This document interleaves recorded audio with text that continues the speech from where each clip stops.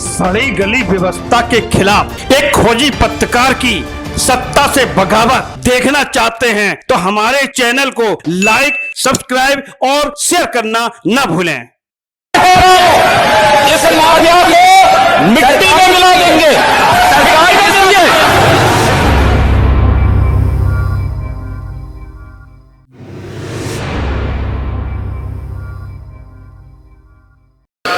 बोया पेड़ बबूल का आम कहां से हुए, जैसी करनी वैसी भरनी। ये पंक्तियां आज प्रयागराज में पिछले 30 साल से आतंक का पर्याय बना क्रूर माफिया अतीक अहमद और उसके भाई अशरफ पर सटीक बैठती हैं। जिस अपराध की दुनिया में 17 साल की उम्र पर हत्या करके लगातार आतंक का पर्याय बना हुआ अतीक अहमद, जिसने सिर्फ अपने जीवन में बबूल का पेड़ ही बोया है, तो जब उसके पतन की शुरुआत हुई तो उसको आम कहां से खाने को मिलेंगे। पिछले 30 सालों से इलाहाबाद की सड़कों को खून से लाल कर चुका है। अब उसके पतन का सिलसिला जारी है और कल उसके पाप का अंत सबसे बड़ा देखने को मिला है, जहां उसके बेटे असद और उसके शूटर मोहम्मद गुलाम को झांसी में इनकाउंटर में मार गिराया गया है। जब इसकी सूचना कोर्ट रूम में अतीक अहमद को मिली तो ये फूट कर रोने लगा, फपक फक के रोने लगा और निश्चित तौर पर रोते समय पिछले 30 सालों में जो इसने रक्तपात इलाहाबाद की सड़कों में किया था उसका मंजर इसकी आंखों के सामने दौड़ने लगा होगा। अब तक उमेश पाल जो अधिवक्ता थे, जिनकी हत्या अतीक अहमद और उसके भाई अशरफ जो बरेली में बंद है, जेल में बंद है, उसने षड्यंत्र करके रची थी, जिसको अंजाम उसके तीसरे बेटे असद ने अतीक के ग्रुपों के साथ मिलके सरेआम गोलियों से भून डाला। अब तक उमेश पाल हत्याकांड में जो अपराधी शामिल थे उनमें 4 लोगों को मार गिराया जा चुका है और बाकी के लोगों के पीछे एसटीएफ लगी हुई है। निश्चित तौर पे आने वाले समय में अतीक अहमद के और गुर्गों का इनकाउंटर देखने को मिल सकता है। पुलिस ने रिमांड लेते समय कल अतीक अहमद का जो रिमांड की अर्जी दाखिल की है उसमें कहा है कि अतीक अहमद के संबंध पाकिस्तान की खुफिया एजेंसी आईएसआई से थे, लश्कर तैयबा से थे। इलाहाबाद की सड़कों पर खून की होली कैसे खेली जाए, कैसे आतंक का पर्याय लगातार बना रहे, उसके लिए पाकिस्तान से हथियार मंगाता था। ड्रोन के जरिए हथियार पंजाब की सीमा रेखा में फेंके जाते थे और उसका भाई अशरफ खान लेने जाया करता था। जैसा कि पुलिस ने जो रिमांड की अर्जी दाखिल की है उसमें इन बातों का उल्लेख भी किया है। अब हम उमेश पाल हत्याकांड के बाद अतीक अहमद के परिवार पर कैसे मुख्यमंत्री योगी आदित्यनाथ ने शिकंजा कसा है। योगी आदित्यनाथ ने सदन के अंदर विपक्ष के नेता अखिलेश यादव को खुली चुनौती देते हुए कहा था इस माफिया को मिट्टी में मिला दूंगा। निश्चित तौर पे योगी आदित्यनाथ अपने संकल्प को पूरा करते हुए देख रहे हैं। आज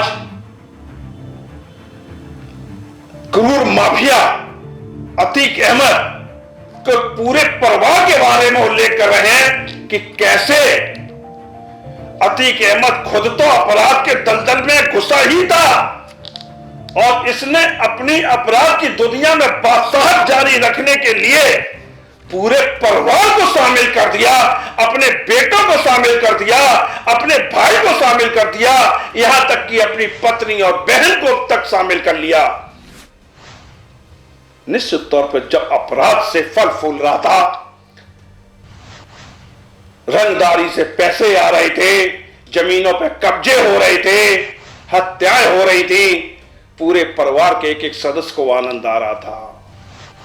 जब योगी आदित्यनाथ ने मिट्टी में मिलाने की बात कही सदन के अंदर, तो निश्चित तौर पे आज अतीक अहमद का पूरा परिवार आहें भर रहा है, छुपता फिर रहा है, भागा भागा फिर रहा है, इनकाउंटर हो रहे हैं। पत्नी तक उमेश पाल हत्याकांड में षड्यंत्र में शामिल थी।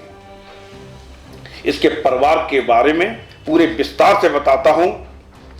लंबे समय से अतीक की पैरवी करने वाली उसकी बहन आयशा नूरी का कहना है, अब इस पूरे प्रकरण में पैरवी करने के लिए घर में परिवार में कोई बचा नहीं है।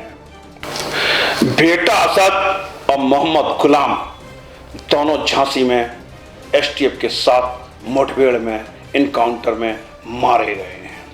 अतीक अहमद पर 104 मामले दर्ज हैं, आजीवन कारावास की सजा भी है, फूलपुर से सांसद भी रहा है।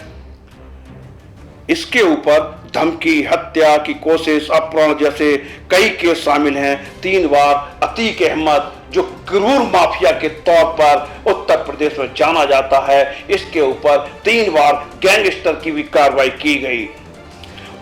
उसको अलग अलग जेलों में भी रखा गया, लेकिन लगातार मीटिंग का सिलसिला जारी रखा। अतीक पर पहला मामला 1979 में दर्ज किया गया था। अब तक 54 मामलों की सुनवाई उत्तर प्रदेश के थानों में चल रही है। भाई खालिद उर्फ अशरफ, पुलिस ने उसको भी उमेश पाल हत्याकांड मामले में आरोपी बनाया है। साजिश रखने का आरोप है, बरेली जेल में बंद है। अशरफ के ऊपर भी 52 मुकदमे दर्ज हैं और ये राजू पाल हत्याकांड का मुख्य आरोपी था। इसने राजू पाल को AK-47 से इलाहाबाद की सड़कों में दौड़ा दौड़ा के भून डाला था। ये दोनों भाई क्रूरता की पराकाष्ठा पार कर चुके थे। इनका ये हश्र होना ही था, नहीं तो आम जनमानस को सत्य के और इंसाफ के ऊपर से विश्वास उठ जाता।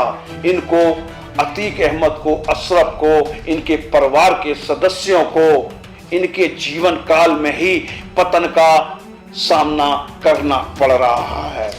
छोटा बेटा मोहम्मद अली, जो रिश्तेदार से रंगदारी मामले में मारपीट के आरोप में जेल में बंद है, इस पर भी 6 मुकदमे दर्ज हैं। 2022 में इसने सरेंडर कर दिया था। यह है तीसरा बेटा असद अहमद, जो कल इनकाउंटर में मारा गया है। इसने इसी साल लखनऊ के एक बड़े स्कूल से इंटर की परीक्षा पास की थी और ये वकालत करना चाहता था। इसने विदेश के कई नामी ग्रामीण कॉलेजों में अप्लाई भी किया था, लेकिन इसके परिवार की जो पृष्ठभूमि थी वो आपराधिक थी, जिस वजह से इसका पासपोर्ट नहीं बन पाया और अंततः कल ये मुठभेड़ में मारा गया, क्योंकि असद ने अपने इस बेटे को भी अपराध की दुनिया में उतार दिया था और उमेश पाल की हत्या करने में इसकी मुख्य भूमिका थी। गोली चलाते हुए इसको देखा गया था, मोहम्मद एहजम और मोहम्मद आवान दोनों नाबालिग हैं और ये बाल गृह में बंद हैं। पत्नी शाइस्ता परवीन, इस पर भी 4 मुकदमे दर्ज हैं और इसको भी लेडी डॉन के नाम से इलाहाबाद में जाना जाता था। ये अतीक के अतीक का खौफ दिखाकर रंगदारी का पैसा वसूलती थी। गुरुओं के माध्यम से जमीनों पर कब्जा करती थी, धमकी दिलाती थी। आज शाइस्ता परवीन भी उसी की आंखों के सामने उसके जीवन काल में ही उसका 30 नंबर के बेटा मारा जाता है और शाइस्ता परवीन खुद फरार चल रही है। बहन आयशा नूरी, जिसको पिछले उमेश पाल हत्याकांड के बाद जो मुख्य अभियुक्त थे, इनको इसके ऊपर छुपाने का आरोप है, शरण देने का आरोप है। कुल मिला के अगर देखा जाए, अतीक अहमद ने अपने परिवार के एक एक सदस्यों को अपराध के दलदल में डाल दिया था, जिसका परिणाम आपके सामने है। उमेश पाल की हत्या में 4 अपराधियों का एनकाउंटर किया जा चुका है।